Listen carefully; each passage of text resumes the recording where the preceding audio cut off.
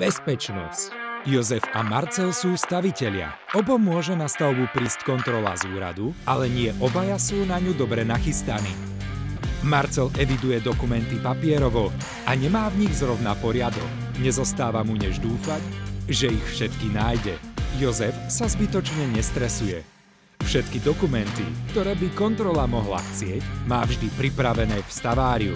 Keď chce kontrola vidieť napríklad oprávnenie k riadeniu od Marcelovho bagristu, musí Marcel spomínať, kam ho založí.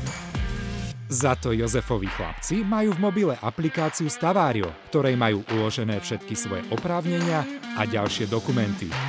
Keby chcela Marcelová kontrola nahliadnúť do stavebného denníka, čaká ju neprehľadná kopa pod vrstvou blata. Týmto dojem neurobí. Jozef to má jednoduchšie. Stačí, keď úradníkovi sprístupní stavebný denník v Staváriu, kde bude mať všetky záznamy ako na tanieri. Pridajte sa k Jozefovi a buďte tiež staviteľom 21. storočia. Stavario. Stavajte s rozumom.